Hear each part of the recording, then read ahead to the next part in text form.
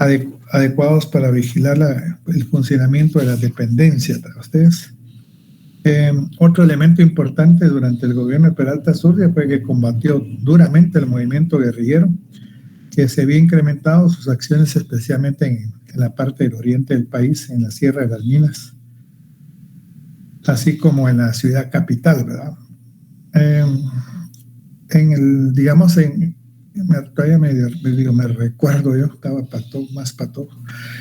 En el área urbana sí hubo muchas víctimas, ¿verdad?, del conflicto. Aquí abarcó todo, muchas víctimas entre las familias de alta posición económica, funcionarios de gobierno. Precisamente con el objeto de combatir, digamos, las fuerzas insurgentes, se crearon unos condenados que les llamaban comisionados militares, que crearon terror prácticamente en algunos en el área rural. Ustedes eran prácticamente, se convirtieron como los delatores de sus mismas comunidades. Y leía hace poco que todavía acaban de capturar uno que es pariente de una diputada, me parece, y no había aparecido. Usted andaba escondido, tiene 72 años, pero aparentemente dentro de la comunidad que le correspondió cometió muchos abusos de poder, ¿verdad? Ya habíamos hablado que de alguna manera también Guatemala había roto relaciones diplomáticas, especialmente con la Gran Bretaña, por la situación de que Gran Bretaña había, digamos, otorgado mayor autonomía a Belice, y Guatemala estaba, digamos, luchando por el reclamo de los derechos de soberanía, ¿va? Entonces, esto, y lo otro importante era la Constitución que se había aprobado en 1965 y que entró en vigor en 1966. Y aquí, digamos, se creaba el cargo de vicepresidente de la República y el Consejo de Estado, y la reducción presidencial a 4 años.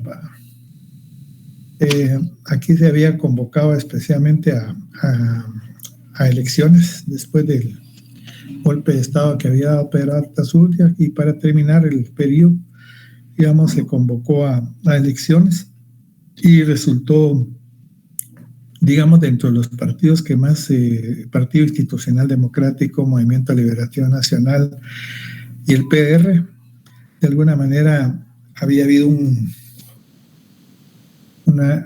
una situación de controversia. Principalmente el PID y el MLN habían propuesto candidatos militares, y el PR había nombrado, especialmente había delegado esa función especialmente al abogado Mario Méndez Montenegro, y como vicepresidente al periodista Clemente Marroquín Roja. Para ustedes, de alguna manera, pues en circunstancias antes de las elecciones muere todavía aparentemente de un cáncer o de un infarto, nunca se aclaró, Mario Méndez Montenegro, y lo va a suceder su hermano Julio César Méndez Montenegro, que de alguna manera había tenido una actividad bastante significativa en el movimiento revolucionario de 1944. Había integrado un grupo de 14 personas o civiles que ingresó a la Guardia Honor el 20 de octubre. Este personaje había colaborado activamente en el resurgimiento de la Asociación de Estudiantes Universitarios, fue fundador del Frente Popular Libertador y funcionario de gobierno, especialmente de Arévalo. Era una persona, pues, con amplios conocimientos intelectuales para ustedes, y como abogado incluso había viajado a Chile para realizar estudios de posgrado en el campo de derecho laboral. Incluso fue decano de la facultad, ¿va usted?, donde nosotros trabajamos, y ustedes van a estudiar, ya van a conocer lo que es el Auditorio López Larrabia, donde se encuentran todos los decanos a través de unas fotografías. Ahí aparece Julio César Méndez Montenegro. Y Por su trayectoria, digamos, intelectual, había tenido algún tipo de contacto con las Fuerzas Armadas en las elecciones que resultó como electo presidente. Clemente Marroquín, que era el vicepresidente, era un escritor y periodista rebelde, combativo y polémico que atacó duramente al general Jorge Ubico. Entonces, esto es para hacer una remembranza especialmente de la actividad de don Julio César Méndez Montenegro. Ya la única manera que tenía también de asegurar que el nuevo gobierno no pasaría con la guerrilla era haciéndole firmar un pacto con el ejército. Esto tuvo como consecuencia que este nuevo gobierno no pudiera cumplir con su campaña electoral denominado el tercer gobierno de la revolución. Se decretó amnistía a favor de aquellos que se rebelaron contra el orden político. El ejército y la guerrilla tampoco estaban de acuerdo con la actitud gubernamental e inició una campaña de represión. Se hablaba mucho de don Julio César Méndez Montenegro. Se tenían historias, ¿verdad? Especialmente que de alguna manera, al no poder cumplir los compromisos, especialmente de carácter revolucionario, porque para que pudiera acceder al poder, al firmar una carta de entendimiento con el ejército, él iba a estar como presidente, pero quien realmente iba a tener el poder, como siempre, iba a ser el ejército a ustedes. Y se decía que muchas veces cuando buscaban al presidente, pues se encontraban en algunos lugares, algunos lupanares, ¿verdad? Ustedes, un poco decepcionado especialmente de la política, pero va a terminar su gobierno, ¿verdad? Con esto, pues a pesar de que era civil, pues no tenía mayor control sobre el ejército. Se instauró un régimen de impunidad.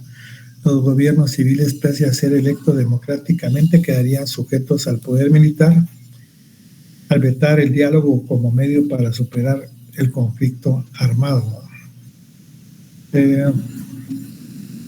La violencia había desalentado la inversión económica durante este periodo.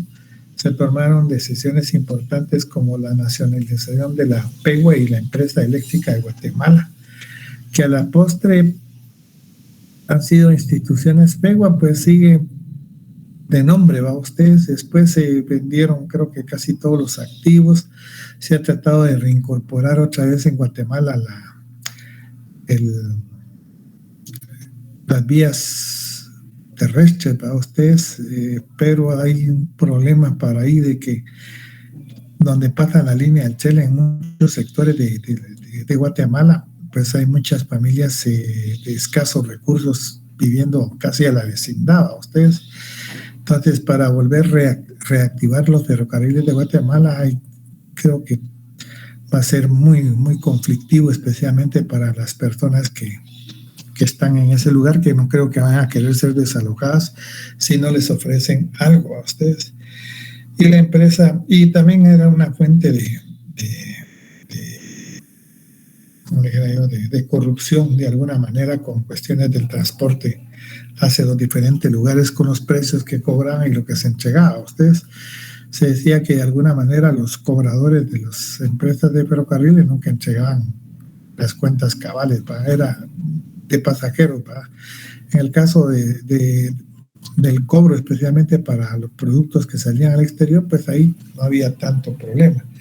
Y la empresa eléctrica de Guatemala, vean ustedes que de alguna manera pues por ahí sigue funcionando todavía con algunas deficiencias.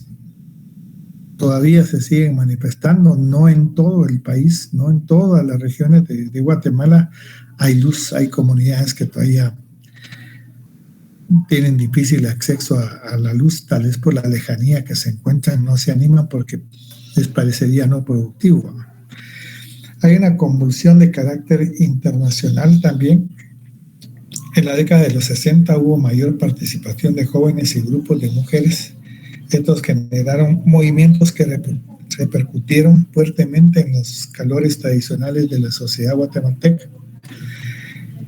Había ocurrido una baja considerable de los hechos violentos tanto en la guerrilla como en el ejército, pero luego los efectos del terrorismo se hicieron sentir.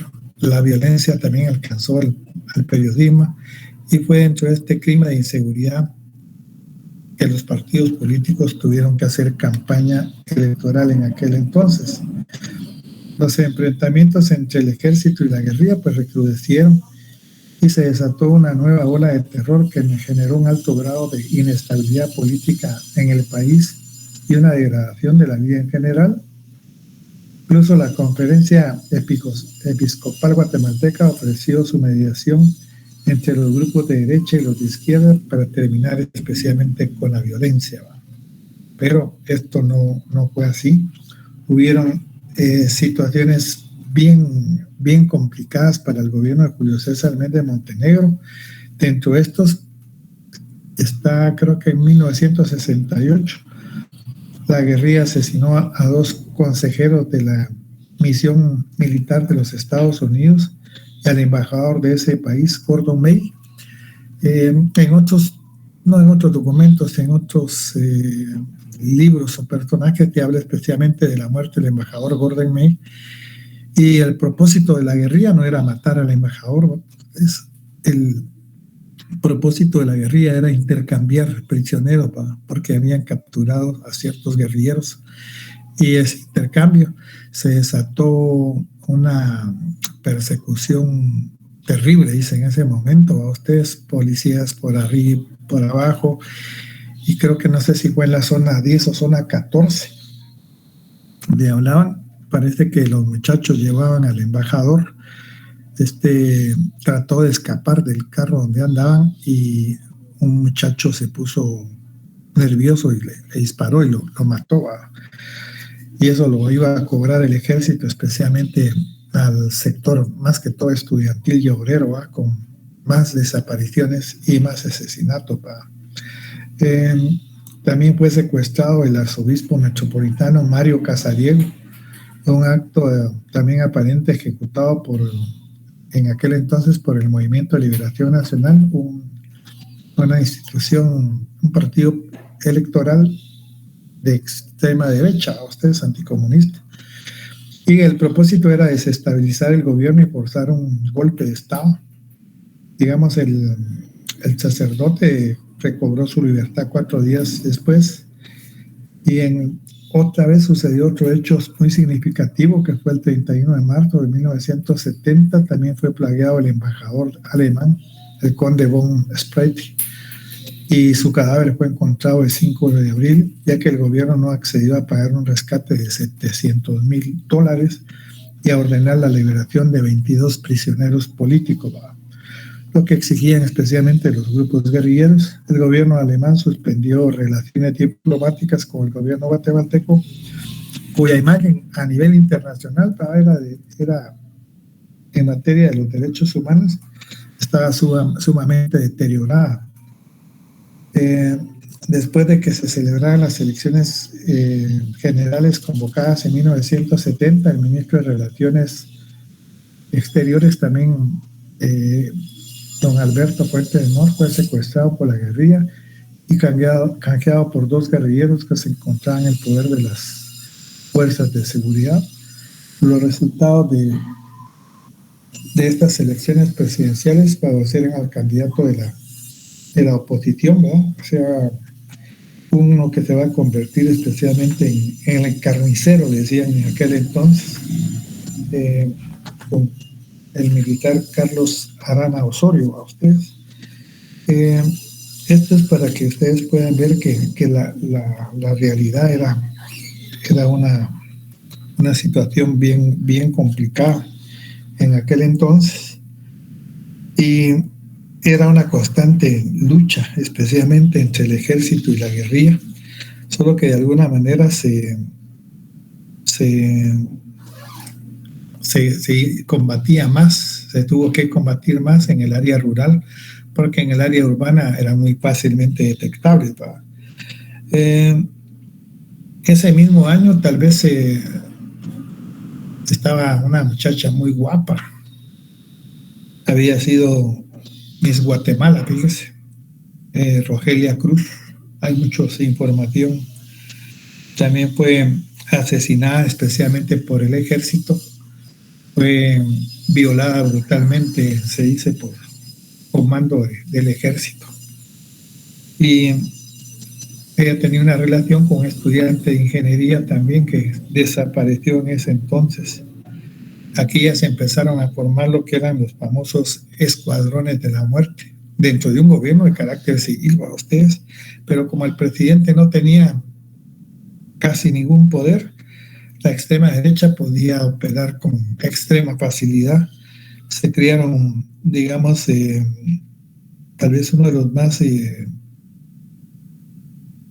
famosos en aquel tiempo fue La Mano, un grupo paramilitar, para ustedes, el Comité Anticomunista, que de alguna manera incluso defendían los intereses del ejército, pero que cometían actos totalmente deshonestos en ese entonces en contra de la mayoría de la población que pensaba de una forma diferente en aquel entonces. Esto es de alguna manera cómo se dieron. Y aquí va a llegar especialmente este famoso coronel Carlos Arana Osorio. Con él se instaló, ocupó la presidencia de la República en 1970 y 74, egresado de la Escuela Politécnica. Antes de 1968 había sido, digamos, agregado militar de Guatemala en Washington, comandante de la zona militar de Zacapa. Y en este último puesto adquirió la fama de ser un hombre de temperamento fuerte, porque desde ahí combatió y derrotó a la guerrilla que operaba especialmente en la región oriental. Y de alguna manera pues nombró al expresidente Méndez Montenegro embajador en Nicaragua, para evitarse algún tipo de relación con él. El gobierno de Arana realizó una reforma que construyó una estructura estatal intervencionista en el desarrollo de carácter económico. En la parte de carácter internacional, el gobierno de Arana encontró una situación favorable con altos precios para el café y el azúcar, lo cual, digamos, estabilizó el país y tuvo un ingreso bastante significativo. En esa época prevalecía el desarrollismo, es decir, la idea de que los gobiernos de cada país deberían planificar y llevar a cabo políticas económicas para desarrollar especialmente el capitalismo. Con el presidente Carlos Arana Osorio también había llegado como vicepresidente otro personaje de carácter civil, un abogado y político, don Guayo Cáceres Leno, que más adelante con la quema de la embajada la quema de la embajada de España, él se encontraba ahí y muere quemado, ¿a ustedes?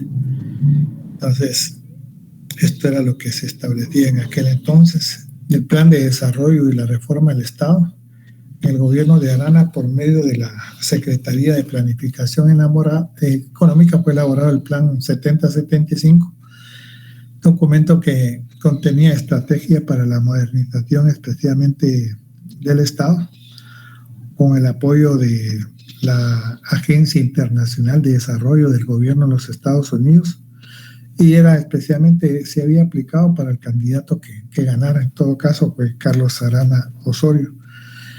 Las medidas que se contemplaron en este plan también era la estructuración de la carrera de servicio civil, la reorganización del Ministerio de Finanzas Públicas, se crea el NIT, se privilegia la atención al sector agrícola, de alguna manera también mejorar la imagen internacional del gobierno, atraer de alguna manera la inversión extranjera, promover la expansión económica mediante la elevación de la productividad agrícola, minera y el turismo también.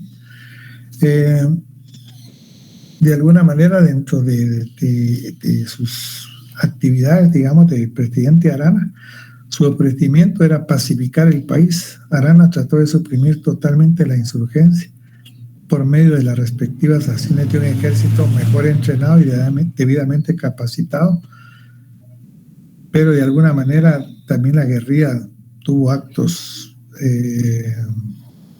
también bastante fuertes para ustedes. Aquí se empezó a dar una guerra sucia generalizada, se extendieron una buena parte del territorio nacional, se cometieron muchos atropellos, especialmente por parte del ejército, asesinatos a muchos campesinos, secuestros que la gente jamás apareció, y obviamente también la guerrilla cometió actos en contra de la población. Se decía que de alguna manera incluso se había tratado de dialogar que especialmente se respetara la vida de los altos mandos, digamos, subtenientes o tenientes cuando iban a este tipo de enfrentamiento, por el hecho de que de alguna manera lo que se trataba era que si mataban al teniente, digamos, los soldados actuaban totalmente independientes y hacían cosas, o sea, actuaban salvajemente. Usted no había quien los controlara, pero parece que el objetivo especialmente de la guerrilla era asesinar a quien los dirigiera con el propósito de poderlos espantar, decían en aquel entonces, ¿verdad? En el 70 también, debido a este conflicto que se da, de alguna manera, Arana decretó el estado de sitio y toque de queda por el periodo casi de un año, fíjense, durante la cual se realizaron detenciones, encarcelamiento, persecuciones al margen de la ley contra los derechos más elementales de los guatemaltecos. Y aquí seguían apareciendo otra vez los famosos escuadrones de la muerte. Hasta apareció una que se le designaba ojo por ojo a ustedes por cada uno que se matara a algún funcionario o algún miembro del ejército. Ellos lo hacían con algún dirigente o estudiante, ¿verdad? Durante el gobierno del Estado guatemalteco avanzó en consolidarse como una orientación contrainsurgente. En este periodo se instauró todo un cuerpo legal de información y vigilancia. La característica del Estado contrainsurgente va a ser especialmente el tratar de derrotar especialmente a lo que es la guerrilla en aquel entonces, por cualquier medio a ustedes. Este va a ser una de las actividades que van a realizar. Durante el régimen de Arana, los militares asumieron muchas de funciones reconocidas como propias de la sociedad civil, influyeron, digamos, en todas las esferas del gobierno, determinaron la política general del Estado, mantuvieron el orden propio de un sistema parcial y autoritario. Ustedes, las medidas económicas, pues mejoramiento de la productividad, diversificación de exportación agrícolas, etcétera, que provocó cierto equilibrio. Después, durante el periodo de Arana, también se dio una crisis mundial del petróleo, lo que hizo una crisis mundial de inflación desmesurada, lo que provocó protestas y manifestaciones populares, especialmente en aquellos tiempos cuando se daban las manifestaciones populares en contra del aumento a los precios del transporte. ¿Va? Ustedes con 5 len o 10 len que aumentaran, en aquel entonces la universidad era mucho más combativa, especialmente por los jóvenes estudiantes, y de alguna manera pues las confrontaciones eran constantes y permanentes entre la policía, estudiantes, obreros, sindicalistas. Desafortunadamente no todas generalmente cuando capturaban generalmente de los estudiantes que capturaron casi nunca aparecieron, ¿va? Ustedes todos fueron vilmente asesinados o tirados al mar, etcétera. Ustedes. Buenas tardes, Lick. Solo con una consulta. Es que dice que mi internet está fallando, entonces quería saber si usted estaba presentando pantalla o no, o solo estaba explicando.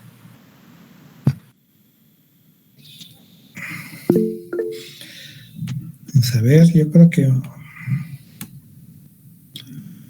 ya la había agregado, pero permítame.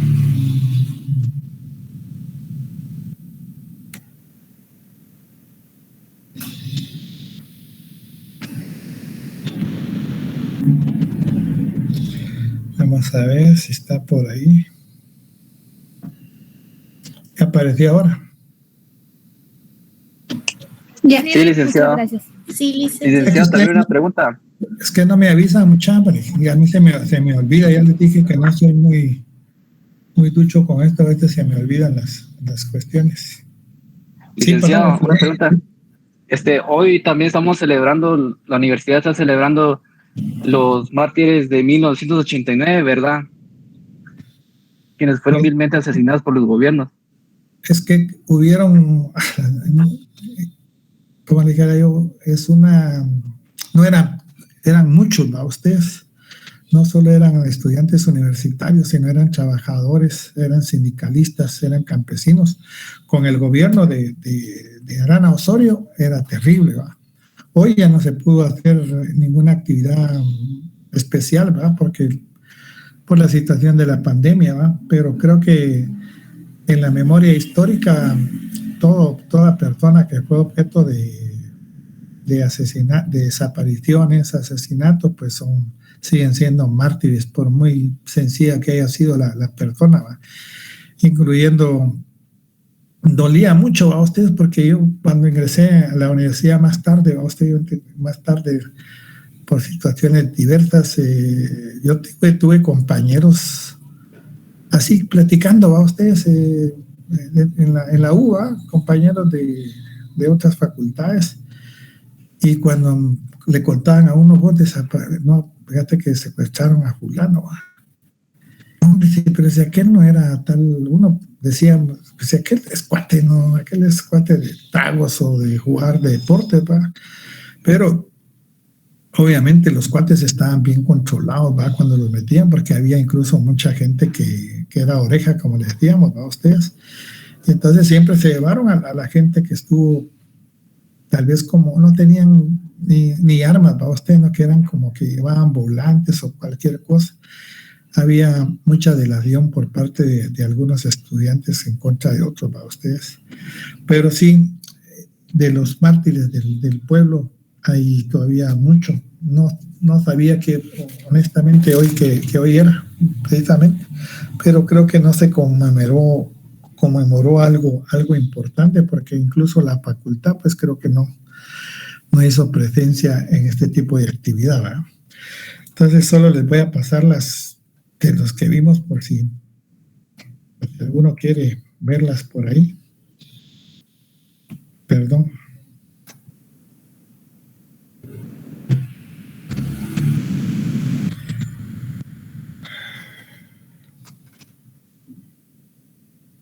Pero licenciado, una pregunta, pero también casi la mayoría de los mártires son de la Facultad de Derecho, ¿verdad?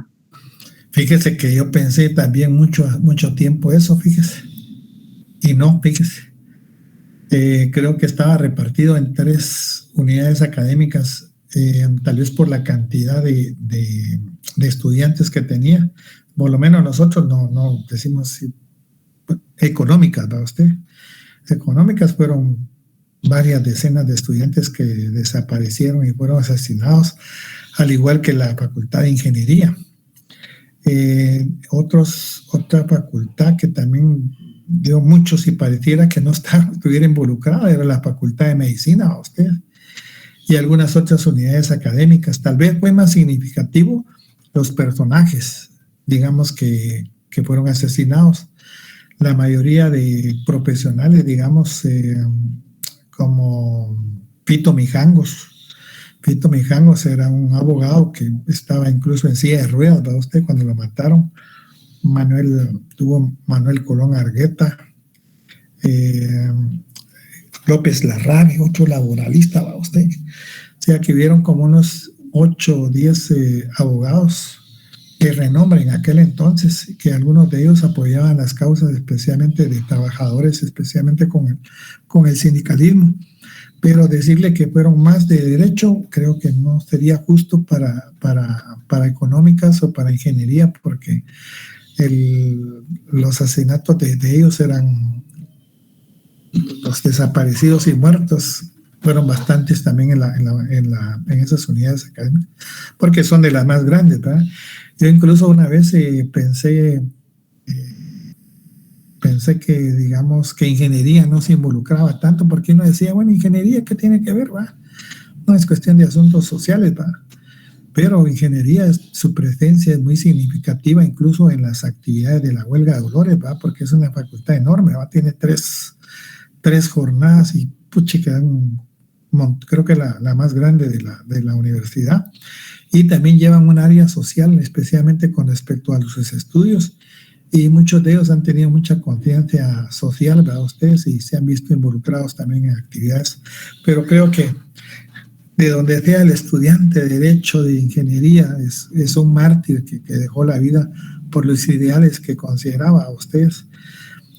Esos muchachos que eran la esperanza posiblemente de sus padres, de sus tíos, amigos, etcétera, ustedes, todavía es penoso, ¿va? Todavía de mis amigos que tuve, algunos nunca más aparecieron, ¿va? Ustedes el sueño, se imaginan de la familia, especialmente de la mamá o del papá, esperar algún día que aparecieran.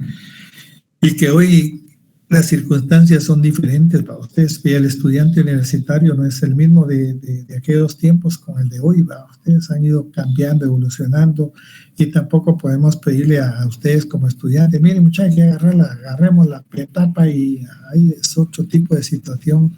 Primero, decirle, miren, estas situaciones se están dando, hay que tomar ciertas acciones, porque en este país, ustedes saben, como en cualquier otro, cuando a uno le dicen, negociemos, hagamos una mesa, eso mentiras, solo es para dilatar los procesos. En Guatemala solo entiende la gente, o el gobierno entiende a través de manifestaciones y huelgas, ¿verdad? Por ahí en Cuyotenango, creo, no sé si usted escuchó por ahí, por ejemplo, les cortaron la luz eléctrica a ustedes y usaron bombazos y todo, y la gente, ¿no? Hasta que se dio otra vez, la empresa tuvo que darles otra vez la luz eléctrica por unos pocos que roban, ¿va? Ustedes. Entonces, en Guatemala es difícil ese tipo de diálogo, que incluso en el área de Occidente, Nahualá y no sé qué otro municipio, todavía siguen en disputas entre ellos mismos, ¿va? Entonces, fue una época, fueron 36 años de terror en todos los ámbitos, ¿va? Ustedes, solo por pedir mejores de vida, mayores espacios democráticos, miles de personas fueron asesinadas brutalmente. Y no digo, miren, pasó solo con estudiantes, obreros, y también hubieron soldados, ¿va? Ustedes, hubieron subtenientes, capitanes, que de alguna manera, pues, era su función, y creo que también tenían familia, ¿va? Ustedes, fue una época muy dolorosa que no debemos nosotros olvidar, porque ellos han luchado porque nosotros tuviéramos el espacio necesario para seguir estudiando en la universidad, y en algo debemos de recompensar para ustedes. No solo hoy han ido variando las situaciones universitarias. Para ustedes antes, hace como unos 5 o 6 años, los estudiantes llegaban con una situación de la huelga de Dolores, para ustedes, y esa era su finalidad, beber, ir a molestar y todo. Hoy, como hay repitencia, se ha ido calmando. Entonces, todo ese tipo de situaciones ha hecho que el estudiante se vaya tomando otro camino diferente para ustedes. Y con la situación actual en Guatemala, para ustedes va a ser muy difícil dentro de 2 años, cuando ya estén en clases presenciales, porque es otro ámbito, ¿va? Yo no sé cómo vinieron ustedes, si se prepararon bien o no sé, porque yo no puedo juzgar el sistema educativo en Guatemala, porque ya no trabajo en ese nivel, ¿va? Posiblemente haya caído un poco, y esto nos dice, miren, pero eso no es una situación tan fácil, ¿va? Por eso les he dicho, cada persona, cada estudiante, cada uno de ustedes debe de agarrar sus libros, leer, estudiar, porque esto ahorita lo miran fácil, para algunos hasta pelean por, mírenme, yo contesté todas y necesito los 30 o 40 puntos, o quieren sacar 100, y cuando ustedes se enfrenten a la realidad, van a ver que no es, que esta situación que se dio no les va a ayudar, ¿verdad? Pero hay gente que reconozco que que son buenos estudiantes, vienen de otros establecimientos y no se les va a hacer tan complicado. Siempre les va a costar, pero va a ser complicado a ustedes. Incluso cuando ustedes lleguen a notarial, con las faltas de ortografía y todo ese tipo de cosas, los cuates ahí matan. Ahí por una coma, matan a ustedes ahí la gente. Pero la gente que va preparada no va a tener tanto contratiempo. Entonces, para todos los estudiantes hay que seguir echándole la lucha a ustedes, y desafortunadamente pues se ha ido perdiendo todo el espacio necesario hasta hace como 3 años o 4 años que lograron conjuntarse un sinnúmero con la caída de Otto Pérez Molina y Rosana Valdetti, que por primera vez creo yo que se unieron la Universidad Rafael Andívar, la Mariano Galvez, la Universidad de San Carlos y otras universidades, todos con un mismo fin, ¿verdad? Ustedes se abrieron la conciencia social de que algo malo está sucediendo, ¿verdad? Hoy la lucha ya no es igual, para usted hoy ya no van a haber mártires, pueden haber gente intelectual con buenas propuestas, pero van a pasar desapercibidas por mucho tiempo, hasta que no se tomen medidas radicales en todo caso, ¿verdad? Entonces, por ahí vamos para ustedes. Ahora va a venir otro candidato a ustedes, y perdón, a veces mi sugerencia es cuando tengan duda pregunten, ¿verdad? Y cuando no esté funcionando la pantalla es porque a mí se me olvida siempre por errores no de conocimiento, sino de habilidades que a veces se le escapan. Uno cree que ya está en situación y como no dicen nada, pues uno dice todo está bien, ¿verdad? Entonces aquí, después de Peralta Zurdia, se van a convocar a elecciones presidenciales.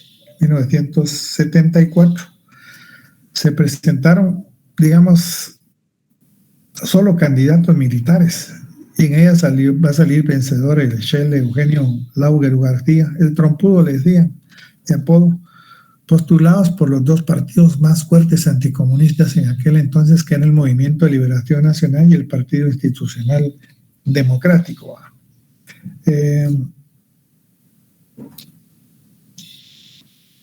Shell Laugerú, digamos, se apoyaba en el régimen militar, se mantenía intacta en apariencia, ya que había permitido elegir las candidaturas.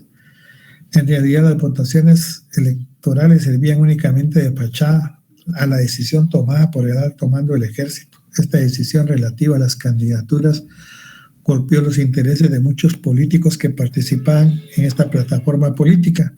De antemano, como les habían comentado anteriormente, la mayoría de militares que llegaban a ser presidentes, muchos de ellos primero eran ministros de la defensa. Ya se tenía más o menos definido quién iba a ser el presidente. El general Lucas pues, era también egresado de la Escuela Politécnica, era un hijo de inmigrante noruego y de una familia de reconocida prestigio en Guatemala, económicamente también, y ocupó el cargo de ministro de la Defensa.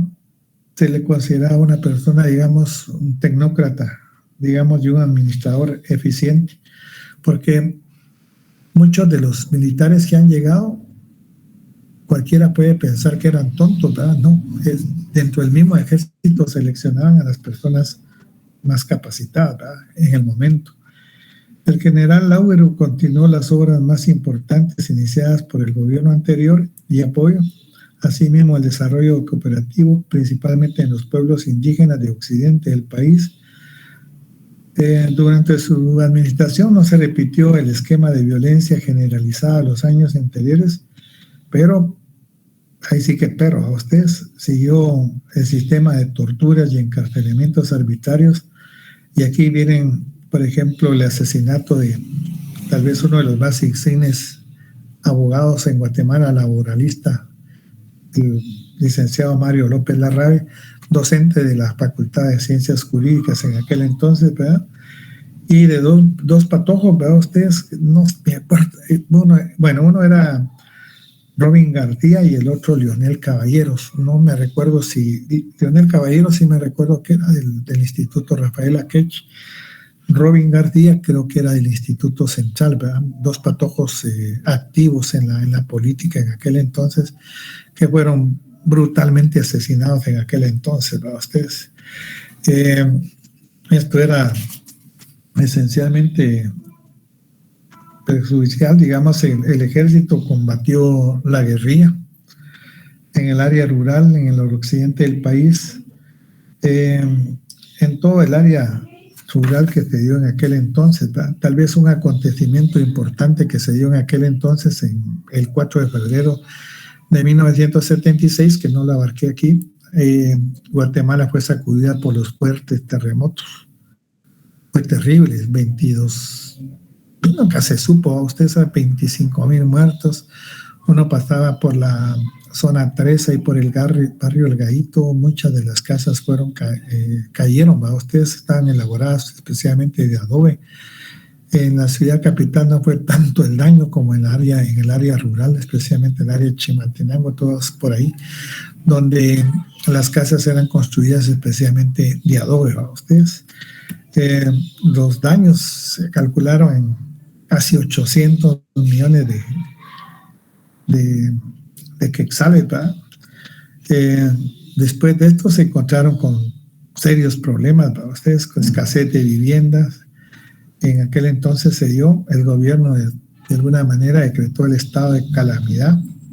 Se creó, por ejemplo, el departamento el Comité Nacional de Reconstrucción. En este caso aquí el ejército sí jugó un papel muy, muy importante, también el departamento de ingenieros, ¿verdad? Ustedes, especialmente con la distribución de ayuda que hubo en muchos países, de los cuales se envió ropa, alimentos, medicamentos, dinero, carpas. Guatemala fue apoyada a nivel mundial, ¿verdad? Ustedes, durante este 4 de marzo. Yo lo viví con toda plenitud. Ustedes, miren, y les digo que no tuve miedo, y lo único que pensé yo en ese momento era que era el fin del mundo, fíjense ustedes.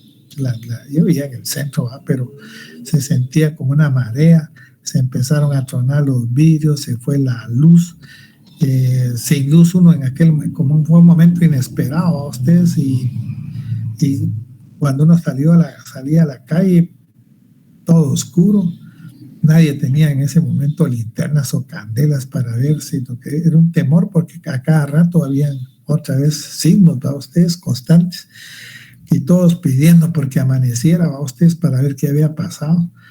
Y al otro día, pues obviamente las informaciones por medios radiales y todo se dieron las connotaciones especialmente diferentes, ¿verdad?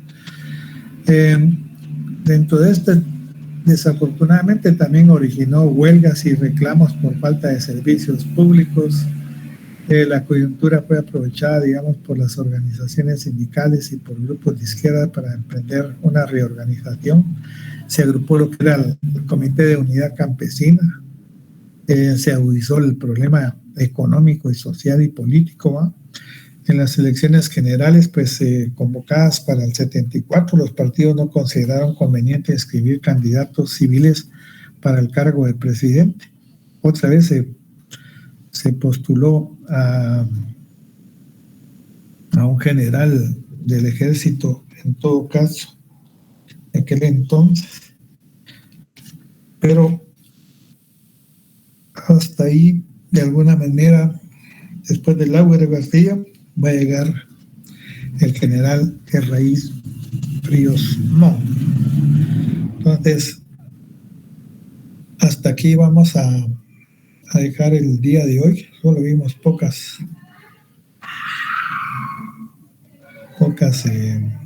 actividades.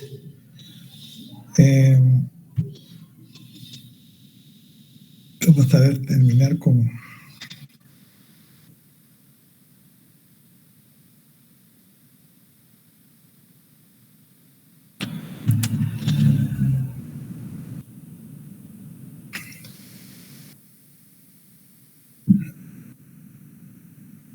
entonces aquí vamos a dejar y seguimos el próximo día. No sé cuándo nos toca otra vez. Yo creo que nos va a tocar hasta dentro de unos ¿cuántos días? El lunes tenemos examen, miércoles de examen, sería hasta el lunes que seguiría. Hasta octubre. Hasta octubre, ¿va? Sí. Entonces, vamos a establecer bien para el mes de octubre este tipo de actividad y nos veríamos vamos a ver.